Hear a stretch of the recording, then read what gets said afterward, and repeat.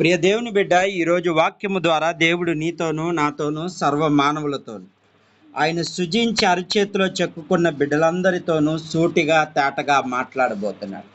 ఈ మాటలు ఎంతో విలువైనవి, పరిశుద్ధమైనవి. ఈ మాటలు అనాలోచితన కాక నీ హృదయంలో ఉంచుకొని నీ వాక్యానుసారంగా జీవించినప్పుడు పరలోక రాజ్యానికి వారసులయ్యే మాటలు. గత కొంతకాలం నుంచి పరిశుద్ధాత్మ దేవుడు దేవుని పిల్లలు ఎలా ఉండాలి, పరిశుద్ధంగా ఎలా ఉండాలి, దేవుని కోపానికి గురైన వారు ఏ విధంగా రక్షించబడ్డారు, ఇవన్నీ దేవుని వాక్యం ద్వారా పరిశుద్ధాత్మ దేవుడు గత వారం మాట్లాడాడు. ఈ రోజున పరిశుద్ధాత్మ దేవుడు ఆమోసు గ్రంథము ద్వారా కొన్ని వచనాల ద్వారా మనతో దేవుడు మాట్లాడబోతున్నాడు. ఆమోసు, అసలు దేవుడు ఎందుకని ఆమోసుని ఎంచుకున్నాడు? ఎవరి ఆమోసు? చరిత్ర కావాలి కదా మనకి. యూదుల రాజ్యము కాలంలో ఉజ్జియా పాలనలో ఉన్నప్పుడు ఇశ్రాయేలుకి ఒక రాజు ఉన్నాడు. ఎవరు? ఇశ్రాయేలుకి ఒక రాజు ఉన్నాడు. ఆ రాజు పేరు యరాబాము. ఎవరు? యరాబాము అంటే దావీదు ముని మనవుడు అవుతాడు అన్నమాట. దావీదు యొక్క ముని మనవుడు. ఈయన పేరేంటి? యరాబాము. అయితే దావీదు వలె జీవించలేదు. దావీదు దేవుని యందు భయభక్తులు కలిగి ఉండేవాడు. దావీదు దేవుని యొక్క అంటే ఇశ్రాయేలు దేశములో దావీదు ఏమాత్రము విగ్రహానికి చోటు ఇచ్చేవాడు కాదు. ఏం చేసేవాడు? విగ్రహానికి చోటు ఇచ్చేవాడు కాదు. కేవలం దేవుని యొక్క ప్రాంతమే, దేవుని యొక్క స్థలములో దేవుణ్ణి మాత్రమే ఆరాధించేవాడు తప్ప వేరొక దానిని తీసుకొచ్చేవాడు కాదు. అలాగే అన్య ఆచారాలు కూడా పాటించేవాడు కాదు దావీదు. కానీ ఈ యరాబాము మాత్రం, ఈ యరాబాము ఏం చేశాడంటే దేవునికి వ్యతిరేకమైన, తన తాత చేసిన కార్యాలు కాక దేవుడికి వ్యతిరేకమైన కార్యాలు చేశాడు. అలా చేయడానికి గల కారణం ఎవరంటే అక్కడ అమజ్యా అనే ఒక యాజకుడు ఉన్నాడు, ఒక సేవకుడు ఉన్నాడు. ఎవరున్నారు? అమజ్యా అన్న వ్యక్తి ఏం చేసేవాడంటే దేవుడు మనల్ని ఏమి చేయడు, మనం ఏదైనా చేయొచ్చు, ఆయన ప్రార్థన చేస్తే సరిపోతుంది, ఏ ఆచారాలను పాటించవచ్చు, ఏదైనా చేయొచ్చు అని అమజ్యాని ఏం చేశాడు? అమజ్యాను రాజు యొక్క మనసును మార్చేశాడు. ఏం చేశాడు? రాజు యొక్క మనసును మార్చేశాడు అమజ్య. ఈ అమజ్య అన్నవాడు ఏం చేశాడంటే, ఈ రాత్రికాల సమయంలో దేవుడు మనతో మాట్లాడుతున్న ఒక సేవకుడు ఒక రాజుని దేవుని వైపు తిరగాల్సింది కాకుండా ఇష్టానుసారమైన క్రియలు జరగటం మొదలుపెట్టాడు. ఈ రోజున దేవుని వాక్యములో ప్రియ దేవుని బిడ్డ, ఆమోసు. ఎవరి ఆమోసు అంటే ఒక పశువుల కాపరి. ఈ పశువులను కాచుకునేవాడు. ఆయన ఏం కాచుకునేవాడు? పశువులను కాచుకునేవాడు. ఆమోస్ అనే వ్యక్తి ఏం చేసేవాడంటే పశువులు మాత్రమే కాచుకునేవాడు. అయితే ఆయన పని ఏంటంటే ఆ పశువులు కాచుకోవడం వరకే ఆయన పని. ఏంటిది? ఆయన పశువులు కాచుకోవడం వరకే ఆయన పని. అయితే ఈ ఆమోసు ఒక దైవజనుడు కాదు. ఈ ఆమోసు ఒక దైవజనుడు కాదు, ఒక సాధారణ మనిషి. ఎవరు?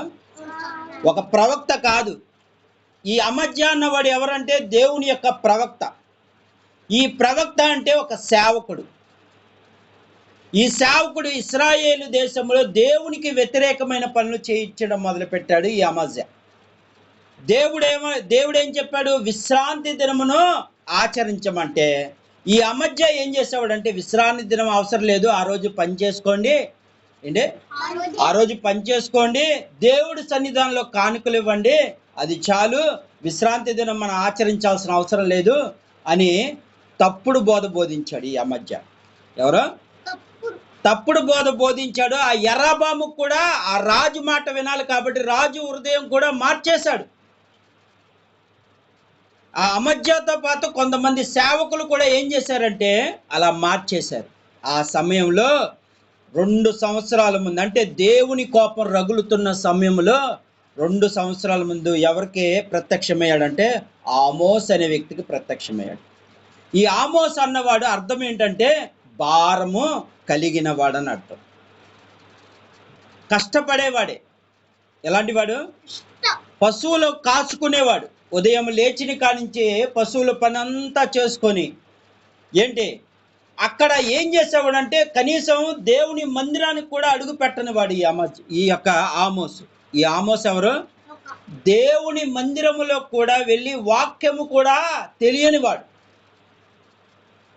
ఎవరిని లేపాడు? దేవుని మందిరంలోకి వెళ్ళి వాక్యము కూడా తెలియని వాడిని దేవుడు లేపాడు. అంటే దేవుడు అంటే భయము భక్తి కలిగిన వాడుగా ఉన్నాడు, కానీ వాక్యము తెలియదు. పరిశుద్ధ గ్రంథాన్ని ఎప్పుడు ధ్యానించని వాడు. అలాంటి వాడిని ఒక ప్రవక్తగా లేపాడు. ఎందుకు లేపాడు తెలుసా? ఇశ్రాయేలు ప్రజలు నాశనం అవటానికి ఇష్టం లేదు కాబట్టి. ఏమైపోవటానికి? ఇశ్రాయేలు ప్రజలు ఎందుకు ఆమోసునే దేవుడు ఎన్నుకున్నాడు? ఆమోసునే ఎన్నుకోవాల్సిన గల కారణం ఏంటి? ఎందుకంటే భారము మోస్తున్నవాడుగా ఉన్నాడు. అంటే ఒక పని భారాన్ని ఏ విధంగా అయితే మోస్తున్నవాడు, ఒక కష్టపడుతున్న అతను ఏమవుతున్నాడంటే దేవుని మందిరానికి వెళ్ళట్లేదు కాబట్టి అక్కడ ఏం జరుగుతుంది? ఆ మందిరములో తప్పుడు బోధ జరుగుతుంది. నువ్వు ఆదివారం రోజున పనికి వెళ్ళొచ్చు. ఏంటిది? ఇక్కడ వాక్యంలోకి వెళ్దాం. ఇక దేవుని మాటల్లోనే చక్కటి మాటలు ఉంటాయి, చూడు. మరియు ప్రభు అయిన యెహోవా దర్శన రీతిగా వేసవకాలపు పండ్ల గంప ఒకటి నాకు కనబరిచి, ఆమోసు నువ్వు కనబడుచుంది ఏమనగా, వేసవకాలం పండ్ల గంప నాకు కనబడుచుంది నేను అంటిని. అప్పుడు యెహోవా నాతో సెలవిచ్చింది ఏమనగా, ఈ జనులకు ఇశ్రాయేలు అంతము వచ్చి ఉన్నది, నేను ఇక వారిని విచారణ చేయక మానును అన్నాడు. ఏమన్నాడు? వేసవి కాలంలో ఒక పండ్లు అంటే పళ్ళు గంప కనపడిందంట. ఆ గంప కనపడుతుంది కదా, ఆ గంప ఏ విధంగా అయితే ఆ పళ్ళన్నీ నశించిపోతాయో ఇశ్రాయేలు ప్రజలందరూ నశించిపోతున్నారు అని దేవుడు ఆమోసుకు చూపిస్తున్నాడు. ఆమోసు అక్కడికి వెళ్ళి అంటున్నాడు, ఏమంటున్నాడు? ప్రభువా యెహోవా సెలవిచ్చింది ఏమనగా, మందిరములో వారు పాటలు పాడుతున్న ఆ దినము ప్రలాపముగా మార్చేస్తాడంట. అంటే ఏడ్చే గుంపులాగా తయారైపోతుంది. వీళ్ళ మందిరానికి వెళ్తున్నారే కానీ వీళ్ళ మనసు ఎలా ఉంది? ఇశ్రాయేలు ప్రజల మనసు దేవునికి వ్యతిరేకంగా ఉంది, దేవుని యొక్క ఆలోచనకు వ్యతిరేకం. అందుకే ఏమంటున్నా, వాళ్ళ పాటలు పాడుతున్నారు కదా ఇప్పుడు మందిరంలోకి వెళ్ళి, వాళ్ళ పాటలు పాడుతున్న పాటలు ఏం చేస్తారంటే ప్రలాపాలు, అంటే ఏడుపులే. ఇంకేం చెప్తున్నాడు అక్కడ? శవములు లెక్క ఎక్కువగును. శవాలు అందరు సస్తారు, చాలా మంది చచ్చిపోయి ఇక ఏడుపులు. ఎలాంటి ఏడుపులు అంటే ప్రలాపిస్తారంట, ఏడుస్తారంట. ఎందుకు దేవుడికి అంత కోపం వచ్చింది? ఇశ్రాయేలు ప్రజలు ఎవరు? దేవుని స్వాస్యం. దేవుడి స్వాస్యం మీదకి ఆయనకి ఎందుకు అంత కోపం వచ్చింది అంటే ఇక్కడ కింద వచనంలో ఉంటుంది. తొమ్మిది చిన్నదిగాను రూపాయి ఎక్కువదిగా చేసి దొంగ త్రాసు వేసి ఏం చేస్తున్నారు? దొంగ త్రాసు వేసి ఏం చేస్తున్నారు? దొంగ త్రాసు వేసి మన మధ్య ధాన్యం అమ్మునట్లు అమావాస్య ఎప్పుడు పోవును, మన గోధుమల అమ్మకము చేయనట్లు విశ్రాంతి దినము ఎప్పుడు గడిచిపోవునని అనుకుంటున్నారట. ఏమంటున్నారు ఇలా? దొంగ త్రాసులు వేస్తున్నారు. దేవుని మందిరానికి వెళ్తున్న ప్రజలే, దేవుని వాక్యం వింటున్న ప్రజలే, కానీ ఏమవుతున్నారంటే విశ్రాంతి దినం, ఆదివారం ఎందుకు మనకి అనే రోజుల్లో ఉండిపోయారంట. ఆదివారం మనం మందిరానికి వెళ్లకుండా మన ఇంట్లో కడుపు నిండా తినేసి హ్యాపీగా ఉండొచ్చు అనే స్వభావంకి వెళ్ళిపోయారంట ఇశ్రాయేలు ప్రజలు. ఇంకేం చేస్తున్నారు? దొంగ త్రాసులు వేస్తున్నారు. ఏం చేస్తున్నారు అంటే దొంగ త్రాసులు అంటే ఏం చేస్తున్నారు? అమ్మే ధాన్యాన్ని ఆ ధాన్యాన్ని అమ్ముతున్న ధాన్యాన్ని ఏం చేస్తున్నారంటే మన వాడికి 100 రూపాయలు అని చెప్తున్నారు, అలా 90 రూపాయలదే వేస్తున్నారు. అలా తప్పుడు త్రాసు వేస్తున్నారు, అలా చేస్తున్నారు. ఇంకేం చేస్తున్నారు? అక్కడ దేవుడికి కోపం ఎందుకు వచ్చింది? దరిద్రుల వెండికి కొన్నునట్లు పాదరక్షములను బీదవారిని చచ్చువారు ధాన్యమును అమ్ముతున్నారు. మంచి మంచి ఆహారం వీళ్ళు తీసుకుంటున్నారు. ఇప్పుడు ఏం చేస్తున్నారంటే మంచి ఆహారం వాళ్ళు తీసుకుంటున్నారంట. ఎవరు? కానీ పేదవాళ్ళు దరిద్రులు ఉంటారు చూడు, వాళ్ళకి శ్రేష్టమైంది ఇవ్వలేట్లేదంట. వీళ్ళెవరో? వీళ్ళందరూ ఎవరు? దేవుని పిల్లలని, దేవుని యొక్క రూపంలో ఉంటున్నారు, కానీ వీళ్ళు దేవుని పిల్లలు కాదు. ఏం కాదు? దేవుని పిల్లలు కాదు వీళ్ళు. వీళ్ళు ఏంటంటే పైకి మందిరానికి వెళ్తున్నారు, పరిశుద్ధ గ్రంథాన్ని పట్టుకొని మందిరానికి వెళ్తున్నారు, కానీ వీళ్ళు దేవుని యొక్క ఆలోచనల ప్రకారం జీవించట్లేదు. దొంగ త్రాసులు వేస్తున్నారు, ఎదుటోని మోసం చేస్తున్నారు. ఇవన్నీ దేవుడికి నచ్చట్లేదు. ఎందుకు దేవుడికి నచ్చట్లేదు? ఆయన పరిశుద్ధుడై ఉన్నాడు, తన పిల్లలు కూడా పరిశుద్ధంగా ఉండాలి. కానీ ఏం చేస్తున్నారు వీళ్ళు? సాతాను పనులు చేస్తున్నారు. ఈ రోజున వాక్యం వింటున్న ప్రియ దేవుని బిడ్డ, యూట్యూబ్లో వాక్యం వింటున్న ప్రతి ఒక్కరు దేవుడు నీతోనే మాట్లాడుతున్నాడు. నువ్వు దేవుని మందిరంకి వెళ్తూ పనికిమాలిన చేష్టలు చేయడానికి వీల్లేదు. దేవుడు ఏం చెప్తున్నాడంటే, ఆ సమయములో ఒకవేళ నేను దేవుని మందిరానికి వెళ్ళి నువ్వు దేవుని మందిరములో కానుక వేస్తున్న దేవుడికి నచ్చట్లేదు. ఎందుకంటే అది నిజముగా అది యథార్థం కాదు. ఏం కాదు? అది యథార్థం కాదు. అందుకే ఈ రోజున దేవుని వాక్యంలో ఏమని చెప్తున్నాడో చూద్దాం. పాదరక్షములు, చచ్చు ధాన్యము అంటే ఎందుకు పనికిరాని వాటిని అమ్ముతున్నారంట. వీళ్ళెవరు? అన్యులు కాదు, దేవుని ఎరిగిన వారు. వీళ్ళే పాపిష్టి పనులు చేస్తూ ఉంటే దేవుడు ఊరుకుంటాడా? అసలు దేవుడు ఊరుకుంటాడా? ఆయన ఎవరు? న్యాయము తీర్చేవాడు ఆయన, అన్యాయస్తుడు కాదు ఆయన. ఈ రోజున అన్యాయపు సొమ్ముకు ఆధారపడిపోతున్నారు, దేవుని మందిరానికి వెళ్తున్నారు, వడ్డీ వ్యాపారాలు చేస్తున్నారు. దేవుడికి ఇష్టం ఉంటుందా? అందుకే వీళ్ళని చూడగానే దేవుడు కోపం వచ్చేసింది. నా పిల్లలు నా మాట వినకుండా సాతాను క్రియలు చేస్తున్నారు. ఏం చేస్తున్నారు?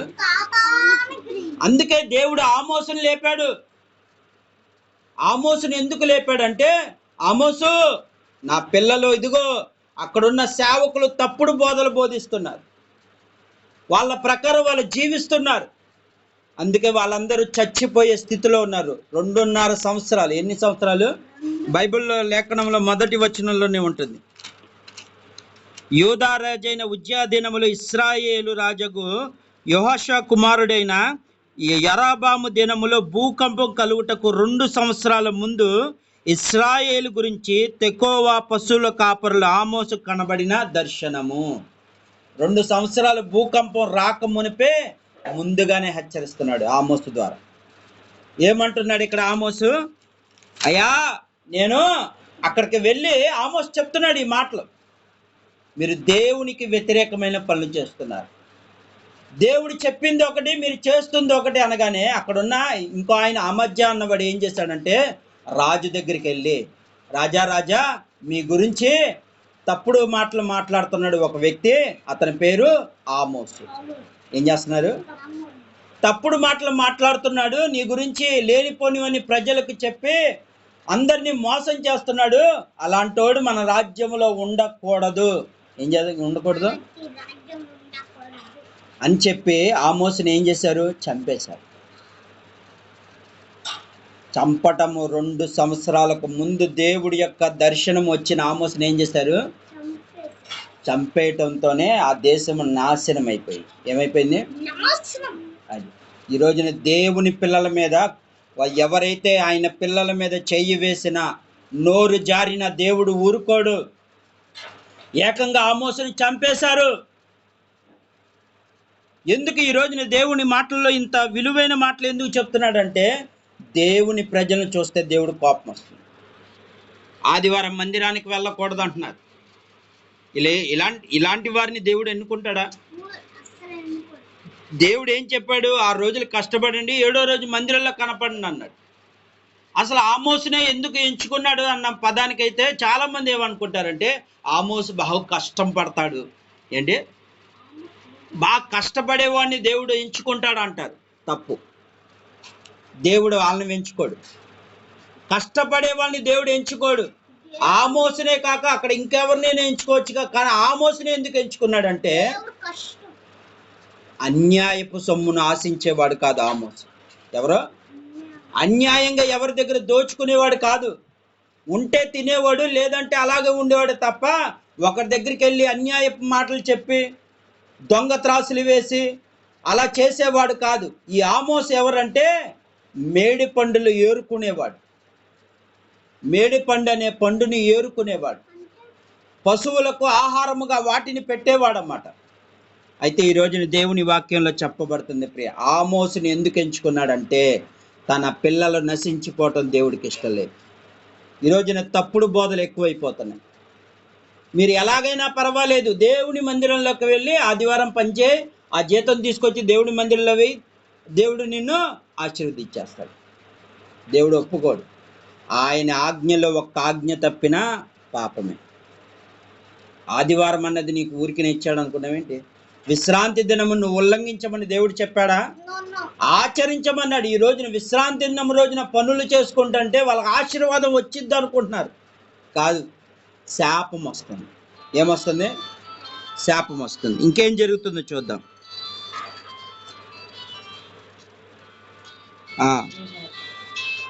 మళ్ళీ వీళ్ళేం చేస్తున్నారు? ఆమోసు ఇంకోటి ఏం చెప్తున్నాడంటే అన్ని ఆచారాలు పాటిస్తున్నారు.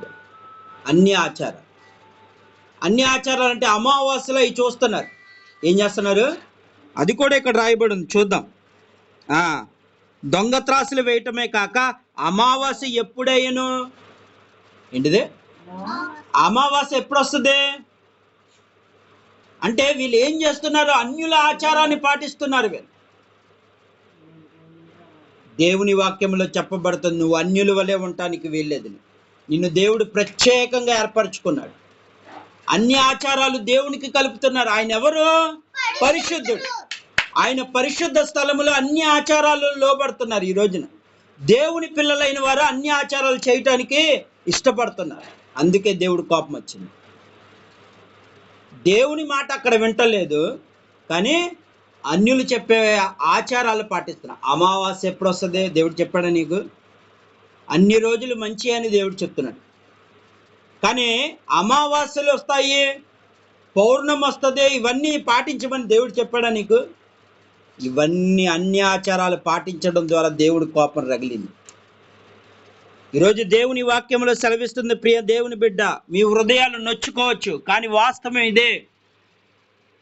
దేవుడు పరిశుద్ధుడు. ఆయన చెప్పిన మార్గం ఏంటన్నది పరిశుద్ధ గ్రంథం చదవండి. వీళ్ళు చెప్పే మాటలు వినకండి. ఎందుకంటే ఈ రోజున సాతాను ఏం చేస్తున్నాడంటే గొర్రెల చర్మం వేసుకొని తోడేలు స్వభావం కలిగి వాడుకు వస్తున్నాడు. ఈరోజు నువ్వు నరకానికి తీసుకువెళ్ళటానికి, నీ ఆత్మను నరకానికి తీసుకువెళ్ళటానికి అనేకమైన పన్నాగాలు పన్నుతున్నాడు.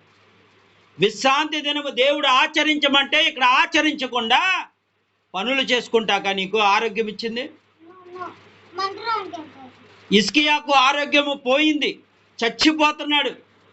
హిజ్కియా ఏమంటున్నాడు? యెషయా ప్రవక్త వచ్చి, హిజ్కియా ఈ రాత్రి నువ్వు చక్కబెట్టుకో, నువ్వు ఈ రాత్రి చనిపోబోతున్నావు అనగానే హిజ్కియా ఏం చేశాడు? దేవుని సముఖమును తిట్టి కన్నీరు కార్చి ప్రార్థన చేశాడు. కన్నీరు కార్చి ప్రార్థన చేసిన హిజ్కియా ఎప్పుడైతే ఆ ప్రవక్త ఎప్పుడైతే యెషయా ప్రవక్త గుమ్మం దాటుతుండగానే దేవుడు ఏమన్నాడు? యెషయా ఆగు, నా పిల్లవాడి కన్నీరు నేను చూశాను, 15 సంవత్సరాల ఆయుష్ పెంచబోతున్నాను. ఏం చేశాడు? 15 సంవత్సరాల ఆయుష్ పెంచబోతున్నాను అన్నాడు. 15 సంవత్సరాల ఆయుష్ పెంచబోతున్నా అన్న మాట అన్న తర్వాత హిజ్కియాకు రోగం తగ్గిన తర్వాత ఎక్కడున్నాడు? ఇంట్లో కూర్చున్నాడా? దేవుని మందిరానికి పరిగెత్తాడు. ఎక్కడ పరిగెత్తాడు? స్వస్థత జరిగినప్పుడు నువ్వు ఎక్కడ ఉండాలి? దేవుని మందిరంలో కనపడాలి. ఈ రోజున స్వస్థతలు జరుగుతున్నా ఇంట్లోనే కూర్చుంటున్నావు. ఎలా ఇస్తాడు దేవుడు ఆశీర్వాదం నీకు? ఉదయం లేచిన కాడి నుంచి రాత్రి నిద్రించే 24 గంటలు నిన్ను కాచి కాపాడుతున్న దేవుడికి ఒక్కరోజు కేటాయించలేకపోతున్నావే. దేవుని మందిరం అంటే నీకు అంత నిర్లక్ష్యం ఎందుకు? ఇప్పుడు నువ్వు దేవుని మందిరానికి వెళ్ళపోవటం ద్వారానే కదా నీలో చెడ్డ ఆలోచనలు వస్తున్నాయి. దేవుని మందిరంలో స్వచ్ఛమైన వాక్యం ఉంటుంది. దైవజనుల ద్వారా దేవుడు మాట్లాడతాడు. నువ్వు చేసిన తప్పులు సరిదిద్దుకునే మందిరానికి నువ్వు వెళ్లకుండా ఇంట్లో కూర్చుంటే నీ ఆత్మ బలపడుతుందా? శరీరానికి ఆహారం లేకపోతే శరీరం ఏ విధంగా అయితే నశించిపోతుందో నీ ఆత్మ కూడా ఈ రోజున ఏమైపోతుందంటే దేవుని వాక్యము లేక అల్లాడిపోతుంది. అందుకే అనుక్షణం భయపడిపోతున్నావు. ఏం జరిగిద్ది, నా పరిస్థితి ఏమైపోద్ది, ఏ ఆలోచనలన్నీ చింత యావత్తు. మత్తయి సువార్త 6వ అధ్యాయంలో మాట్లాడుతున్నాడు, చూద్దాం. మత్తయి సువార్త, కూర్చో.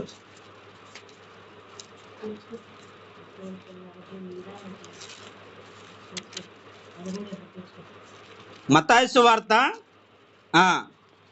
ఏమంటున్నాడు చూద్దాం.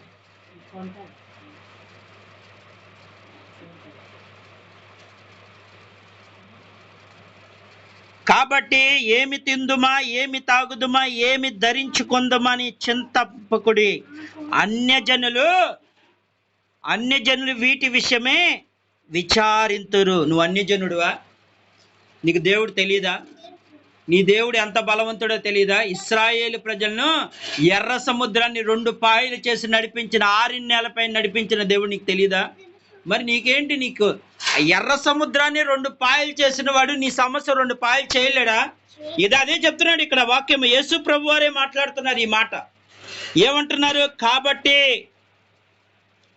ఏమి తిందుమా, ఏమి తాగుదుమా అని చింతించకుడి. అన్యజనులు వీటి విషయమే విచారించు. ఇవన్నీ మీకు కావాలనని నీ పరలోక తండ్రికి తెలుసు. ఎవరు తెలుసు? దేవునికి తెలుసు. నీకేం కావాలో, నీకు ఏం అవసరమో దేవుడికి తెలుసు.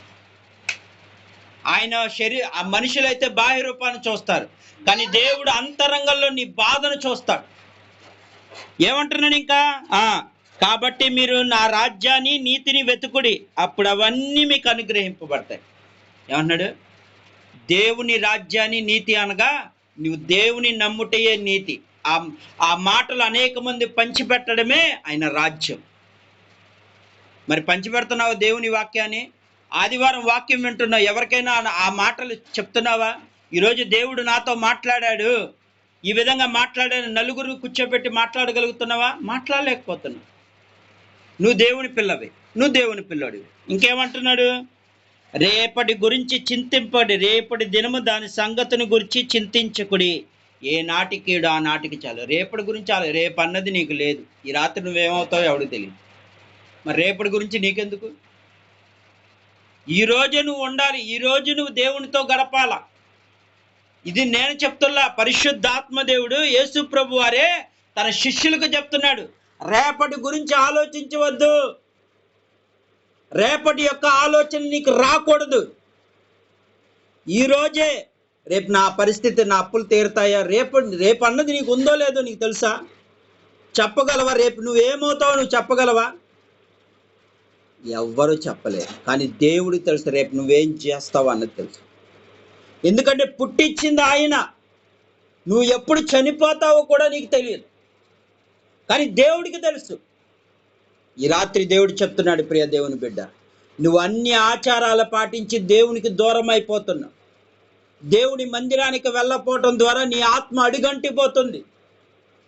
విశ్రాంతి దినము పని చేయమని చెప్తే వాళ్ళని రాళ్లతో కొట్టి చంపేయమన్నాడు దేవుడు. ఎందుకు చెప్తున్నాడు అంటే, ఆ రోజున నువ్వు దేవుని మాటలు నేర్చుకునే రోజు. ఆ రోజున దేవుని వాక్యాన్ని పట్టుకొని అనేక మంది పంచిపెట్టే రోజు. ఆ రోజున నువ్వేం చేస్తున్నావు? దేవుని మందిరానికి వెళ్ళకుండా నేను ఇంట్లో ప్రార్థన చేసుకుంటున్నాను, ఇంట్లో ప్రార్థన చేసుకున్నావు, కానీ విశ్రాంతి దినమున దేవుని మందిరములో కనిపించాలి అన్నాడు. మరి కనిపిస్తున్నావా? దేవుని మందిరం అంటే అంత నిర్లక్ష్యమా నీకు? ఎంతోమంది ఈ రోజున, ఎంతోమంది యవ్వనస్తులు చచ్చిపోతున్నారు. 24 గంటలు దేవుడు కేటాయిస్తున్నాడు నీకు, రోజు కాపాడుతూనే ఉన్నాడు. యాక్సిడెంట్లు రానియకుండా, ఏ రోగం రానియకుండా, ఏ తెగులు రానియకుండా నీ కుటుంబాన్ని కాపాడుతున్న ఒక్కరోజు దేవుడు కేటాయించలేకపోతున్నాడు. ఈ రోజున ఏమవుతుందంటే, ఆమోసు జీవితము అక్కడ చెప్తున్నాడు. మీరు అంటున్నారు కదా విశ్రాంతి దినం ఆచరించొద్దని అంటున్నారు, అది దేవునికి విరోధమైన మాట్లాడుతున్నారు మీరు. ఎందుకంటే దేవుడు వేసవకాల పళ్ళను నాకు చూపించాడు. ఆ పళ్ళు గంపలో ఉన్నట్లు అందంగా కనపడుతున్నాయి. ఫస్ట్ ఏమైనాయి? ఆ పళ్ళని చాలా అందంగా కనపడుతున్నాయి. తర్వాత ఏమైపోయినాయి? నశించిపోయినట్టు కనపడుతుంది. ఇశ్రాయేలు ప్రజలు, మీరు కూడా నాశనం అయిపోతున్నారు. ఈ రాత్రి దేవుని వైపు తిరగండి. దేవుడు చెప్తున్నాడు, విశ్రాంతి దినం ఆచరించు, దొంగ త్రాసులు వేయొద్దు, అన్యాయం సొమ్ము ఆశించవద్దు. నీవు అలా చేస్తే నీ కుటుంబం మీదకి ఏమొస్తుంది? శాపం వస్తుంది. నీ దేశం మీదకి ఏమొస్తుంది? శాపం వస్తుంది. ఈ రోజున దేవుడు చెప్తున్నాడు, ప్రియ దేవుని బిడ్డ, రేపటి గురించి ఆలోచించదు. ఈరోజే నీ ఈరోజు. రేపు నీకు ఏం కావాలో దేవుడు తెలుసు. ఆయన పరలోక తండ్రి. ఇశ్రాయేలు ప్రజలు 40 సంవత్సరాలు, ఎన్ని సంవత్సరాలు? 40 సంవత్సరాలు అరణ్యంలో పోషించాడు. ఆఖరికాల బట్టలు చిరగలేదంట, చెప్పులు కూడా అరగలేదంట. పగలు మేఘస్తంభమై, రాత్రి అగ్నిస్తంభమై ఉన్నాడు. పగలు ఎండ దెబ్బ తగలకుండా ఇశ్రాయేలు ప్రజలు 20 లక్షల పైగా ఉన్న ప్రజలకి నీడగా వెళ్ళాడు మేఘములు. రాత్రిపూట ఏ పురుగు పుట్ర వాళ్ళకి తగలకుండా, ఏ లైటు లేకుండా ఆయనే అగ్ని స్తంభముగా ఉండి వాళ్ళని నడిపించాడు. ఇలాంటి అద్భుతాలు చేసిన దేవుడు మనకున్నాడు. ఎందుకు నీకు భయం? నీ సమస్యలు తీర్చగలిగిన దేవుడు. ఆయన సన్నిధిలో కన్నీరు కార్చు. ఆమోస్ అంటున్నాడు, పశ్చాత్తాపడండి. దేవుని మందిరంలో మీరు పశ్చాత్తాపడండి. మీరు చేస్తుంది తప్పు, సరిచేసుకో, లేదంటే దేవుని తెగులు నీ మీద రాబోతుంది అన్నాడు. ఆమోస్కు దేవుడు చెప్పాడు, నా మాట వారు వినరు, అయినా ఒక్కసారి వెళ్ళి చెప్పు ఆమోసు. ఏమంటున్నాడు? ఒక్కసారి నా గురించి వెళ్ళి చెప్పు. నా గురించి ఉదయాన్నే వెళ్ళి అక్కడ ఉన్న ప్రజలకు చెప్పు. నా మాట వినరు, కానీ ఏదో ఒక విషయంలో కొందరైనా రక్షించబడతారేమని. అప్పుడు ఏమంటున్నాడు ఇక్కడ? ఆ మాటలు కూడా చూద్దాం. యాకోబు సంతతిని అంటే దేవుని మాటలు వినే వారందరినీ నేను రక్షించబోతున్నాను అన్నాడు. ఏమన్నాడు? దేవుని మాట విని నా మాట ప్రకారం జీవించే వాళ్ళని నేను రక్షిస్తున్నా. ఎవరైతే నా మాట వినకుండా ఇష్టానుసారంగా జీవిస్తున్నారో వాళ్ళందరినీ నేను నాశనం చేయబోతున్నాను అన్నాడు. ఈరోజు దేవుని వాక్యములో చెప్పబడుతుంది, ప్రియ దేవుని బిడ్డ, అన్యాయపు సొమ్ము ఆశించవద్దు. నువ్వు దేవుని మందిరంలోకి వెళ్ళి వడ్డీ వ్యాపారం చేయమన్నాడా నీకు? ఎవరైనా కష్టాల్లో ఉంటే ఆదుకోమన్నాడు. కానీ నువ్వేం చేస్తున్నావు? ఆదుకున్నట్టు నటించి వాళ్ళ మీద అదనపు భారం వేస్తున్నావు. అసలు ఆమోసుని ఎందుకు దేవుడు ఎంచుకున్నాడని నేను అక్కడ చెప్పాను కదా. ఆమోసు కష్టపడేవాడే, కానీ ఎదుటివాడి దగ్గర ఏది ఆశించేవాడు కాదు. అన్యాయ సొమ్ము ఆశించేవాడు కాదు. దొంగ త్రాసులు వేసేవాడు కాదు. ఇలాంటి వాడు కాబట్టే దేవుడు ఎంచుకున్నాడు. మరి మోషే కూడా 40 సంవత్సరాలు ఏం చేశాడు? ముందు మోషే కూడా కష్టపడేవాడు, వెట్టి చాకరీ చేసేవాడు. కానీ దేవుడు కనిపించాడా మోషేకి? చాలా మంది అంటూ ఉంటారు, కష్టపడేవాడికే దేవుడు మార్గం చూపుతాడని. కష్టపడేవాడికి కాదు దేవుడు మార్గం చూపేది. ఎప్పుడు మోషే కనిపించాడు దేవుడు? 40 సంవత్సరాలు తన కోపాన్ని మానేసుకున్నప్పుడు, తనలో ఉన్న చెడునంతా పోగొట్టుకున్నప్పుడు ఆ సినాయి పర్వతం మీద దేవుని దర్శనం మోషేకు వచ్చింది. పేతురు రాత్రంతా ప్రయాసపడుతూ చేపలు పడుతున్నప్పుడు, ఆయన ప్రయాస చూస్తున్నప్పుడు దేవుడు ఏం చేశాడు? ఆ రాత్రంతా ప్రయాసపడుతున్నాడు, కానీ కష్టపడుతున్నాడు. కానీ ఏమంటున్నాడు? ఈ కష్టము వ్యర్థం అన్నాడు. ఏమన్నాడు యేసుప్రభు వారు? ఈ లోకంలో నువ్వు కష్టపడుతున్నావు పేతురు, నీకు ఏమీ దొరకదు. నా మాట ప్రకారం నువ్వు వస్తే, ఏమన్నాడు? నా మాట ప్రకారం నువ్వు వలవే కుడి పక్కన అన్నాడు. ఎప్పుడైతే కుడి పక్కన వల వేయటం మొదలు పెట్టాడో విస్తారమైన చేపలు రావటం జరిగింది. వల పిగిలిపోయేంత 2 దోణులు, అంటే 2 పడవలు నిండిపోయినాయి అంట చేపలు. ఆశ్చర్యం వేసి అప్పుడు పేతురు అంటున్నాడు, అయ్యా నన్ను క్షమించు అనగానే అప్పుడు దేవుడు ఏమన్నాడు తెలుసా? నిన్ను చేపల పట్టే జాలరు కాదు, మనుషులు పట్టే జాలరుగా చేస్తాను. ఏమన్నాడు? నువ్వు కష్టపడేది దానికోసం కష్టపడతాం కాదు, నా పని కొరకు కష్టపడన్నాడు. అందుకే ఇక్కడ దేవుని వాక్యంలో ఏమని రాయబడి ఉందంటే, నా నీతిని, నా రాజ్యాన్ని వెతుకు ముందు. ఈ రోజున ప్రపంచంలో ఎంతో మంది సెకండ్కు 30 మంది 40 మంది నరకానికి వెళ్ళిపోతున్నారు. నిజ దేవుడు ఎవరో తెలియక నరకానికి వెళ్ళిపోతున్నారు. అందులో నీ బంధువు ఉండొచ్చు, నీ మిత్రుడు ఉండొచ్చు, లేదా నీ శత్రువు ఎవరైనా సరే ఈరోజు నరకంకి వెళ్ళిపోతున్నారు. వాళ్ళు ఆధ్యాత్మికంగా చనిపోతున్నారు, కానీ ఆత్మీయంగా వాళ్ళు ఏమైపోతున్నారు? నరకానికి వెళ్ళిపోతున్నారు. మరి వారందరూ రక్షించాలి బాధ్యత దేవుడు నీపై పెట్టాడు. నువ్వు ఏ ప్రాంతంలో ఉన్నా ఎవరైతే నశించిపోతే వారికి దేవుని గురించి చెప్పమన్నాడు. ఆమోస్ ఏం చేశాడు? అయ్యా నేను నా వల్ల కాదన్నాడా? మోషేలాగా. మోషే ఏమన్నాడు? నేను నత్తివాడిని అయ్యా, నేను ఎవరికి మాట్లాడలేను, నా వల్ల కాదన్నాడు. కానీ దేవుడు ఏమన్నాడు? నేను నీకు తోడై ఉంటా అన్నప్పుడు కదిలాడు. కానీ ఆమోస్ ఏమన్నాడు తెలుసా? దేవుని బాధ చూసి తట్టుకోలేకపోయాడు. ఎందుకంటే ఆమోస్ అన్న పదానికి అర్థం ఏంటంటే భారం మోసేవాడు. దేవుడు తన ప్రజలు చూసి ఏడ్చే కన్నీరు చూడలేకపోయాడు ఆమోసు. ఆ కన్నీరు చూడలేకపోయాడు కాబట్టి ఆమోసు ఏమైపోయాడంటే దేవుని బాధ చూడలేక వెళ్ళిపోయి ఆ రాజు దగ్గర, అక్కడున్న ప్రజల దగ్గర మాట్లాడుతున్నాడు. దేవుడి కోపం వస్తుంది మీ మీదకి, మారండి. మారారా? మారలా. ఏమొచ్చింది? అప్పుడు భయంకరమైన భూకంపం వచ్చింది. ఏమొచ్చింది? దేవుడు చెప్పినట్లుగా జరిగింది. వాళ్ళు నిత్యము దేవుని మందిరంలోకి వెళ్ళి పాటలు పాడే వాళ్ళు కాస్త ప్రలాప వాక్యాలు, ప్రలాప మాటలు అంటే ఏడ్చే గుంపులోకి వెళ్ళారు. అనేక మంది శవాలు లేచినాయి. ఏమైనాయి? అనేక శవాలు లేచినాయి. చచ్చిపోయారు ఎంతో మంది. దేవుడు చెప్తున్నాడు, ప్రియ దేవుని బిడ్డ, తన పిల్లలు నశించిపోవటం దేవుడికి ఇష్టం లేదు కాబట్టే ప్రవక్తలు లేపాడు. దొంగ ప్రవక్తలు ఉన్నారు అక్కడ, దొంగ మాటలు చెప్పే వాళ్ళు ఉన్నారు. అందుకే దేవుడు ఏమంటున్నాడు? గొర్రెల చర్మం వేసుకొని నీ మధ్యకు వస్తున్నారు, వాళ్ళ తోడేలు మనసులు అన్నాడు దేవుడు. ఏమన్నాడు? తప్పుడు బోధలు బోధిస్తున్నారు. దేవుని మందిరానికి వెళ్తే నువ్వు మంచి నేర్చుకుంటావు. నువ్వు మంచి నేర్చుకోవడం సాతానికి ఇష్టమా? నలుగురిలో కలుస్తావు, నలుగురిలో దేవుని మాటలు అందరి దగ్గర పంచుకుంటావు, నీకున్న కష్టాలు వాళ్ళకి చెప్పుకుంటావు, దేవునితో సావాసం ఎక్కువ అవుతుంది. అందుకే నువ్వు దేవుని సావాసం చేయకుండా సాతాను ఏం చేస్తున్నాడు అంటే అడ్డంకులు పెడుతున్నాడు. అందుకే వీళ్ళు ఏమైపోయారు? దేవుని మందిరానికి వెళ్ళకుండా ఇష్టానుసారంగా, దేవుని మాటలు వినకుండా ఇష్టానుసారంగా జీవించారు కాబట్టి నశించిపోయారు. కానీ దేవుడు చెప్తున్నాడు, ఈ రోజున యేసు ప్రభు వారే మనకు చెప్తున్న మాట ఏంటంటే ఆలోచించొద్దు, రేపటి గురించి నీకు వద్దు.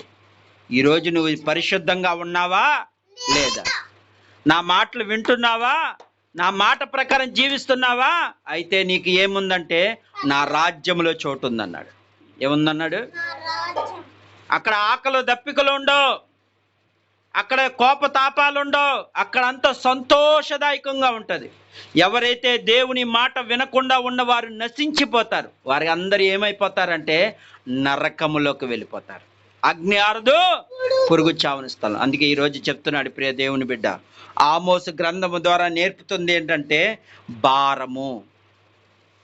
భారం మోస్తున్న సమస్త జిల్లారా నా యొద్దకు రండి, మీ భారాన్ని నేను తీస్తానంటున్నాడు. దేవుడు తీస్తానంటే ఇశ్రాయేలు ప్రజలు వీళ్ళేం చేస్తున్నారంటే మా భారం మేమే మోసుకుంటామన్నారు. ఏమన్నారు ఇక్కడ?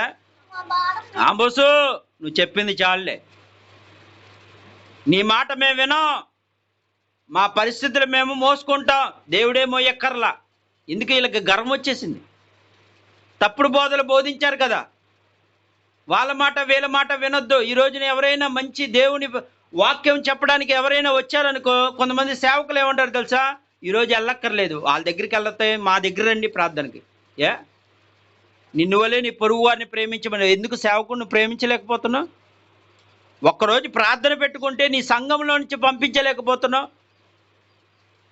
మరి నువ్వు ఎలా దేవుడి పిల్లడు అవుతావు? నువ్వు ఎలా దేవుడి పిల్లడు అవుతావు?